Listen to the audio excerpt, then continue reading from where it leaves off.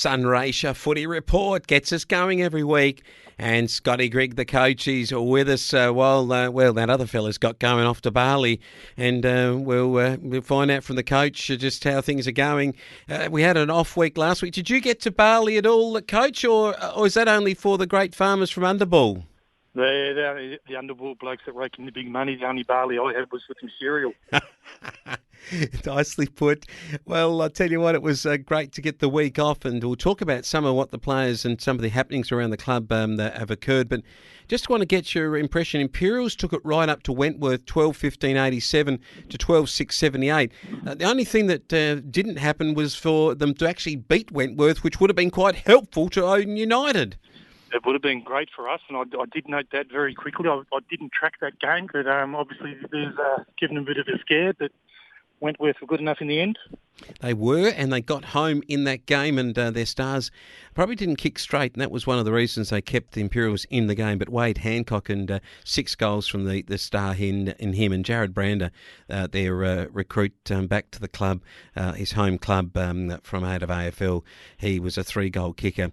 Mildura, 16-12 to South 7-9, probably went the way we expected. Mildura, are they cleaning up sides a little bit like you clean up that Bali breakfast you were talking about? Yeah, I think I've changed my shift, and I think Mildura are favourites. I just like the way they defend and strong, just defensive mindset. They also obviously have an offensive because they keep winning scores, but their defensive traits and just the defensive style that he's got the group playing, I think it'll stand up and come finals time. It's going to be one that we'll have to see against Irimple when they're at full flight with their full side in finals action. But I think you're right with Lando, Slater, Camilleri and Kerridge and Martin, all multiple goal kickers. Liam Wood played well for the South side, and he was their best player with 3 goals on the afternoon. Having a look down the list, and Irimple 14-21, 105 to Redcliffe's 9-9-63. I gave Redcliffe's a little bit of hope here, but I might have been a bit positive. But after half-time, Irimple, who got their kicking going a bit straighter, and well, not even straighter, but got more goals after half-time than Redcliffe's did and won the game. Yeah, and they're another team that's starting to get some players back on the ground and becoming a healthier group, so they're definitely building into that half of the season. Well, they certainly are. Jared McGlashan for Redcliffe's tried hard. 3 goals to Tyson Old. There's nothing old about that performance. A very, very good effort. And Daniel Coughlin played great football for Irimple. He's an absolute star still of the comp. He kicked 2 goals along with Cade Baines, Thomas Brownbridge and Henderson and Toby Scott, all multiple scorers. Good firepower up there at Irimple. And Merbeen 14-7-91 got nailed by Robin Vale, 15-14, 104. And the commentary that we had last week has been Merbeen have been close all year. They have been close to the top sides. It just can't nail one. Yeah, I think if you look at their percentage is over 100 or close to it, and they've only won the 4 games, I believe, or maybe 5. And yeah, I think that just on last week's game, Zane Johnson got off the chain. I think he kicked 9, but if they were able to reel him in, they probably would have won the game. Yeah, I reckon too. They had Corey Leckel with 6. He's had a good season, particularly this last few weeks. And Matty Ricks and Jeremy Rhodey also got going nicely. Lee Page is a good footballer.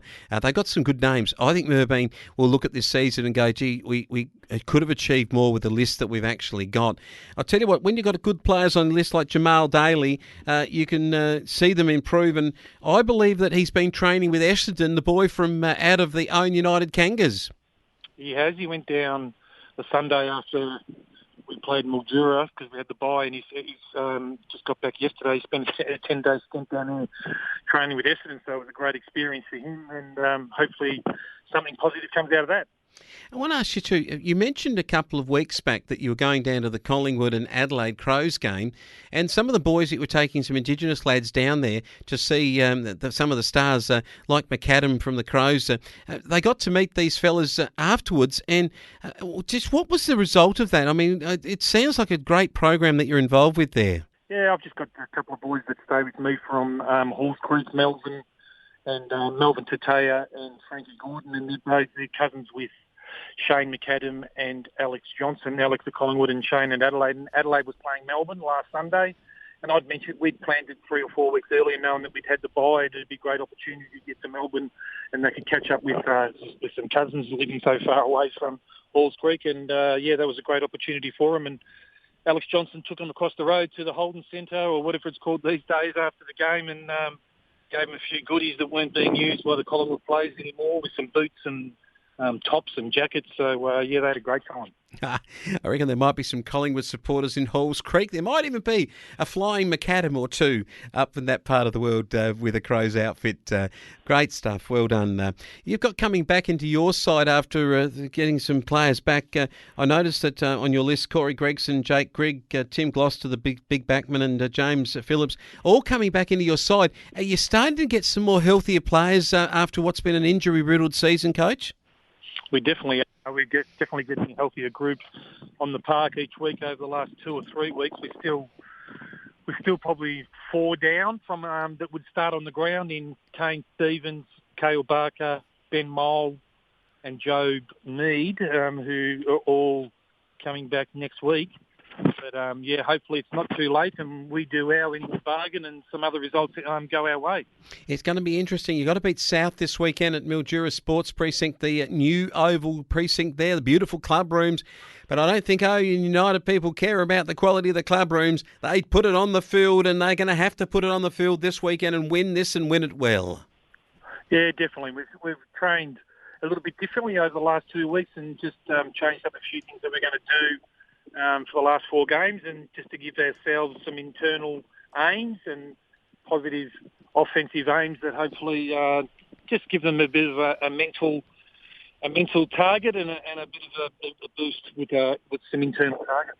Good stuff. I'm hoping that with the Gloucester back in your defence, that's going to be good. Grigg's a good footballer too. He's had a few injuries. Corey Gregson's played at the highest level and can be a goal kicker. I think that could be enough to get you over the line. But in the reserves, South are 5th and you guys are 7th. I reckon that there's a real show here. As you get some of these senior players back, it means some of your reserve grade gets stronger, and you haven't had that all season. You've had a lot of 16-year-old boys playing up in reserves. I think it's been a credit to the club. I reckon this week could be a good week. Yeah, and look, there was 3 boys from the reserves last week whose names were thrown up to seriously be considered to play senior footy, and we had to push 4 back. So definitely the reserves are building and are a lot stronger than they have been over the last month or so. And you've got James Phillips. Now, this guy, he's one that has been a reserves player for your club, but he's got himself fit, and he looks like he's really going at senior level. Yeah, he really, last year he sort of stepped up. He was probably predominantly known as a guy that just enjoys playing reserve footy, but just through getting himself physically fit, he was able to play a number of senior games last year. And this year, even his last game that he played for us was against Wentworth, and it was probably not his breakout game, but it was his most influential game, and he was with a goal-saving smother in the last 30 seconds of the game that kept us in front on the scoreboard before the siren went. So he's building to become a regular senior footy player with the club. Oh, that's great to hear. Good story. Well done, James. Another good story is going to be the kids. They're going to go to a really great facility. It's good when your kids to go to a facility that's used potentially for AFL and for VFL and higher level interleague type matches, and the South Mildura precinct is just that. The 14-year-olds and the 12-year-olds and the 10-year-olds will get to experience it. Yeah, no, it'll be a great experience for them on that big oval, especially under 14s playing the length of it. I'm not sure whether the under 12s are playing across or not. Each club's sort of set up differently, but no, it'll be a great experience for them. Fantastic for everyone. The Ouyen United Kangas, you've got 3 matches to get the job done. I'm just reckoning it's a run too late, with 4 matches in the year left, with counting this one this weekend and then another 3. But we're going to keep at it. We're going to keep pushing, and hopefully you blokes keep pushing to your end of the bargain, and we'll see if we can make it to finals. Absolutely, mate. We'll see the year out to the end. Scotty Grigg from the Ouyen United Kangas joining us on the Friday Night Sports Show. We'll catch you next time.